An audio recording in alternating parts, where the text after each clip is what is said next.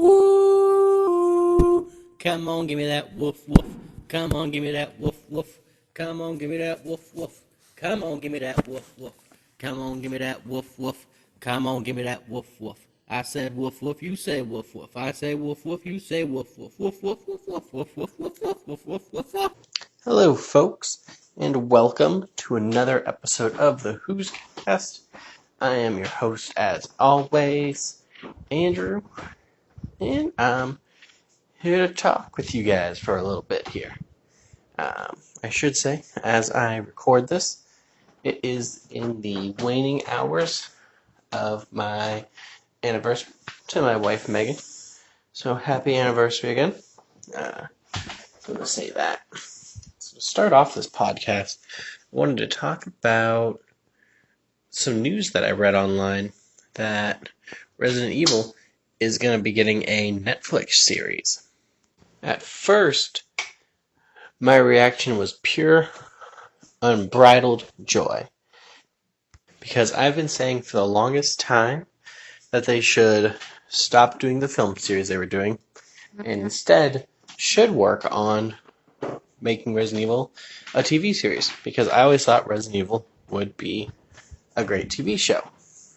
Just the different storylines they do in the games, how much story is actually in each game, feels like it would be a better show than it would be a movie. I always thought if you did each season based on one of the games, and like 8 to 10 episodes long per season, maybe even 6 episodes. I prefer 8, I think, but 6 to 10 episodes per season, and each season just following a different game, I think would be a recipe for success. The only thing that makes me a little cautious at this point is the TV show, Netflix show, however you want to call it, is going to be produced by the same company that did the movies, or one of the same companies that did the movies. Now, the movies made a boatload of money, and some of them were really good, some of them were absolute garbage. So, it makes me a little fearful that the show will just kind of be a retread of the movies, possibly even bring back Alice and things like that. The promotional image I saw showed the mansion doors.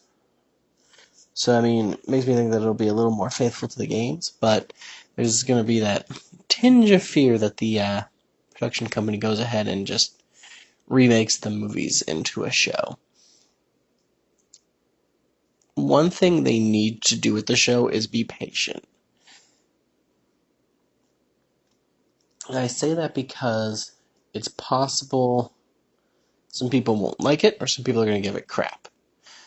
I also think they should give each season its own different storytelling flair.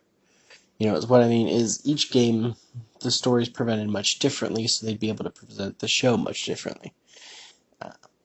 Resident Evil 0 has the two main protagonists as Billy and Rebecca, and everyone else pretty much gets killed. All of Rebecca's team, killed. The guards transporting Billy, killed. You get to Resident Evil 1, the four main protagonists are Rebecca, Chris, Barry, and Jill. All of them survive. Then you get to Resident Evil 4, it's just Leon, just him, Ada, and the president's daughter survive. Resident Evil 5, you've only got, you're act with Chris, Shiva, Jill, and Josh all survive. You get to 6, and some of them are more action-oriented, some of them are smaller scale, with less going on. So I think if you do allow each season to focus on a different game story, then you need to have patience and let the show take on a different flavor. If you want to start it off with Resident Evil 0 as the first season, that's the season that you can have a higher body count, you can have a little more gruesome kills, things can be a little more action horror. when you get to season 2 and it's covering Resident Evil 1, that's when where you need to pull out less of the action and have it more as a slow burn horror, more mental suspense, the puzzles, things like that put the heroes in danger, but don't necessarily kill them. Because in that game, the only hero that really dies, that we really know about, is Joseph Frost, and he's killed in the opening cutscene. But they have a lot there that they can do well with. On my blog, I'll throw up some fantasy casting things, because there are some actors I would love to see tackle certain roles. So stay tuned for that. Make sure to check out Ratfangs. I'll be posting it on my social media and stuff when it's ready. Yeah, I'm excited. Overall, I'm really, really excited. I'm going to keep my expectations tempered a bit so I don't get disappointed, but I think a Resident Evil series could be fantastic, and Netflix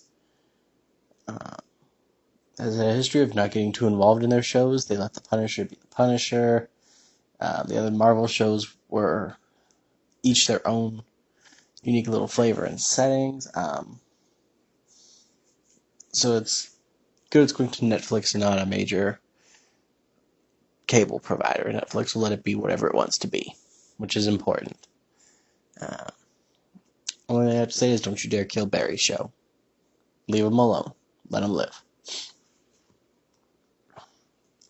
So skipping on from Resident Evil and its new show brings me to my main topic for this podcast in love and marriage.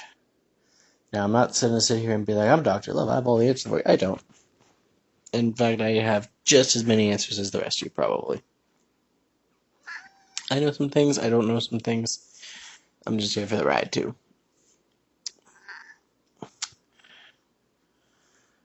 When I got married, I had been dating Megan for about 3 years at the time.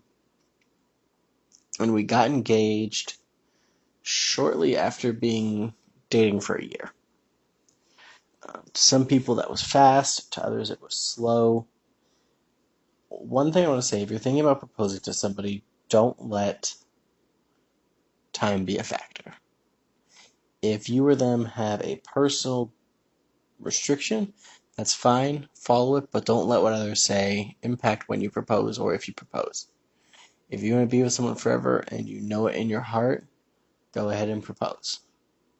Just go for it, shoot your shot, jump into it. It's scary and people will talk you off it because like, well, what if the relationship goes sour? What if you guys break up? What if something happens? Blah, blah, blah, blah, blah, blah, blah, blah, blah. If you're that positive, go for it. In the ensuing months, the stress from planning a marriage, stress of being together, moving in together if you haven't already, things like that, those stresses are going to add up, and the relationship is either going to withstand them or it's going to end. It sounds kind of shitty. Some people might be afraid of wasting money on a ring, but the relationship's going to end one way or the other if it's not meant to be. So if you think you want to spend your life with that person, take the chance. If it's meant to be, you'll make it all the way through. If it's not, it'll burn out in the eventual process up to the wedding. Most likely. There are people who have bad marriages, but that's not what this is about. Second, marriage gets a bad rap, and I don't understand why. I'll see on my Facebook and even Reddit people questioning what the benefit of marriage is. One of my friends from high school once asked a question, married friends and non-married friends, what is the differences to you between being married and not getting married? And sadly, most of the responses I saw were people saying the difference is half your stuff, you get divorced, you lose half your stuff, LOL, haha. And other people say, more than half of marriages end in divorce, so you're most likely just going to get divorced, LOL. It's not worth it, you're just going to lose your stuff. Well, it's bullshit. That's a bullshit reason to not get married. Everything is scary. I talked about that in my last couple of podcasts. Everything is scary. don't let your fear of divorce stop you from getting married. If you want to get married, then do it. And anyone that says more than half of marriages end in divorce, I counter that argument with asking each and every one of you how many people you've dated and how many of those relationships have ended. If you're not with someone forever, even if you are with someone forever, every relationship before that ended. Before I met Megan, I think I dated 6 or 7 girls in my life. Every one of those ended. Only one of my relationship has lasted, and it's going to last for the rest of my life. So 1 out of 8. That means 7/8 of my relationships ended. 1 lasted. A reason I'm saying this, someone tells you more than half of marriages end in divorce. Don't listen to them. Most relationships don't last forever. They really don't. If you're someone that you met your first boyfriend or girlfriend and you guys got married, congrats to you. If you guys are together, double congrats, that's fine. But I feel like it's not the norm that your first boyfriend or girlfriend's the one you end up with forever. If those things would be a hell of a lot easier in the world and with relationships, but it's not. So if you want to get married and you get some naysayers nagging on you or bringing up stuff like that, don't listen to it. It's not positive. It doesn't serve you. Just forget about it. Marrying Megan was the best decision I've ever made. For both of us, it showed that the other was 100% committed and serious with the relationship and with being with each other forever. When I got down on one knee and proposed, it showed her, I want you to be forever. When she said yes, it showed me that she wanted to be forever. But actually going through with the ceremony, going through all the steps leading up to a marriage, we had a Catholic marriage, so we went to go through the meetings and counseling with the priest for about 6 months before the wedding, work with him. We did all the wedding planning ourselves. We didn't hire a wedding planner. So we had to go through everything ourselves. And we went through all that work together. We went through the ceremony together. And it just reinforced both of us that the other one is here for good. We're not backing out. We're not here for any other reason than because we truly love each other and want to grow with each other. You can definitely have that without getting married. But to me, making the actual commitment to someone to marry them is the strongest bond and the strongest promise that you can make to them in the world. I'm not going to say relationships are lessened if they're not married, but I'm never going to say one relationship's better than the other, but to me, being married just has that stronger promise. The other thing is, for me at least, it shows to the whole world that I want Megan to be mine forever, and I want to be hers forever. I think making a statement to the world of who you are is incredibly brave, satisfying, moving, and especially when it comes to letting them know that that person is yours and you're theirs, is incredibly powerful and brave for the relationship.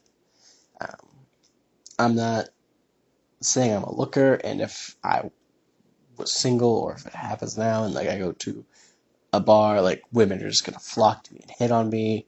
If I go to the mall and go shopping at a new store, the cashier is going to be hitting on me as I'm trying to make my purchase. I'm not saying things like that. That probably wouldn't happen, but having the ring on my finger tells people that I'm taken, and then it also shows them of the commitment and promise I made to Megan, promise she made to me, and just the strength and love I have in our relationship, and how high I hold our relationship in regards how, I'm trying to think of the word, how positive I am in our relationship that it will last forever.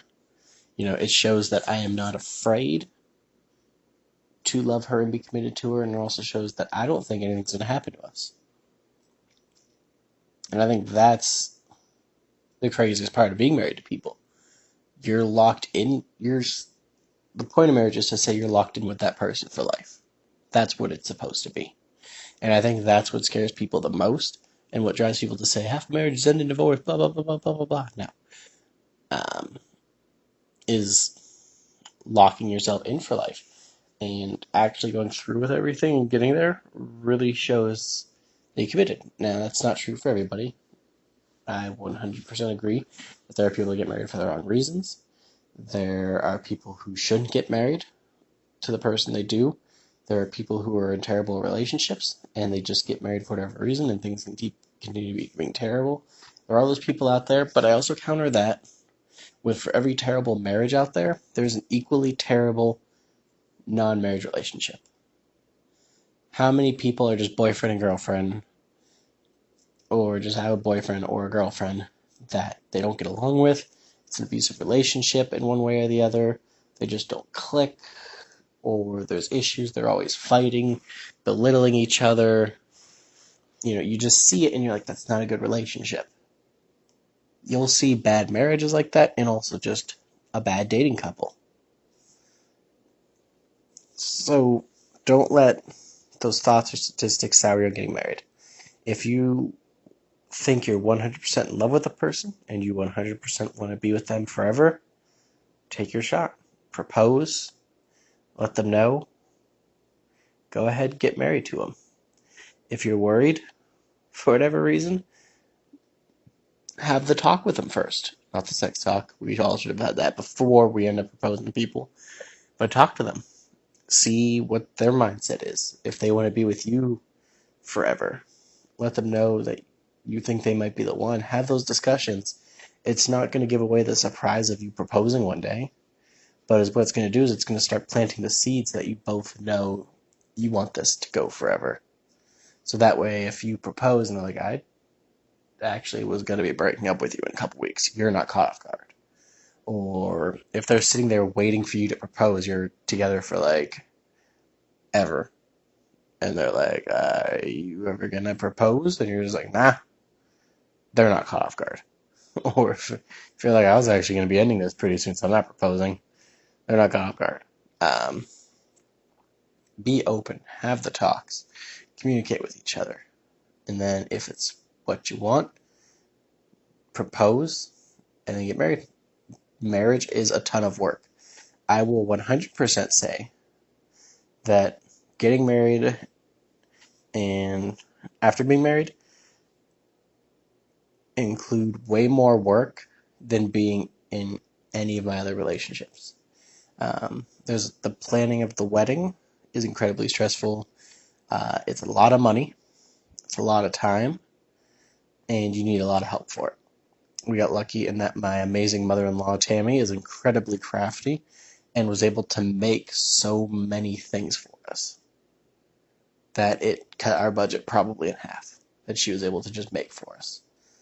And my wife has amazing friends that were also pretty crafty and that they were willing to help at a moment's notice with anything she needed. My friends were always there for me. They aren't the craftiest, but what was nice with my friends is they were always willing to put in effort for our wedding. When we had our stag and drag, every one of them volunteered to work. Anytime we needed help with anything, they were all right there, ready to help. So they may not have been able to make all the stuff for the wedding, but they were willing to help us raise money for it, help us set up, help us tear down, everything else along the way. So we had an amazing group of people around us that made it so much easier. A lot of people don't have that, and weddings are going to be hard to get set up. So you'll have to go through that in itself. And then after the marriage, you can't just walk away from somebody like you can. If Alex and I were dating, it would never happen, obviously. I am 100% straight and married. Alex is a girlfriend. But if we were dating, I could just break up with Alex. And that's the end of it. Like, we just settle whatever we had, call it quits. Being married to Megan, I can't do that. I can't just say, I'm done, I'm gone, grab my stuff, and that's it. There's a process to getting divorced, a process to getting annulled. There's a process involved in all of that.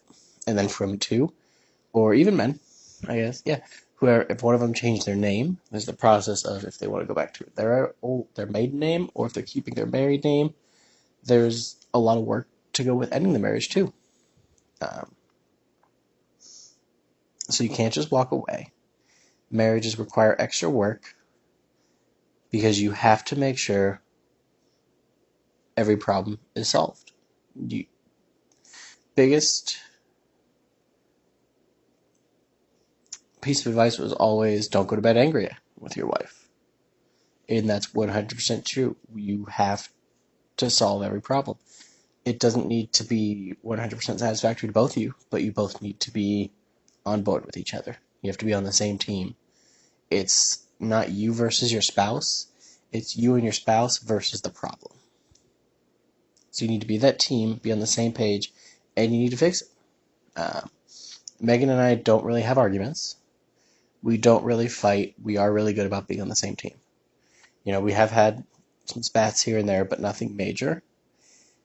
And when a problem does come up, we're really, really good at fixing it. And that's true for anyone that wants to be married and is married. You have to be able to get on the same team, regardless. If you or your partner screws up big time and forgets to pay the mortgage or bills, or you break something, you're going to be mad at each other for a little bit. There's going to be that initial argument, but eventually you got to realize, all right, I'm your partner.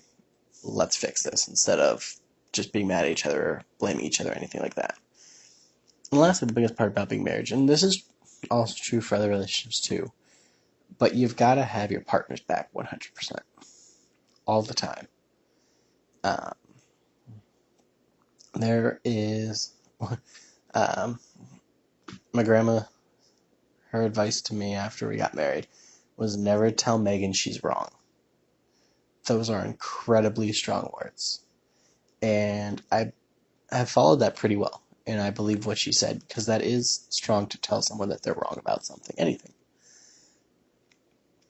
I'm not saying I let her have her way all the time, or I let her think she's right, but instead of saying, no, you're wrong about that, or something like that, I'll present it differently. It changes my approach on things. If she's like, I can't even think of a good example. But it changes the approach from just coming at her and attacking her with the correct information. It changes my approach, so we come together as a team and are able to work on it together. It works hand in hand with that. It's crazy. I can't think of any example as well to put that. But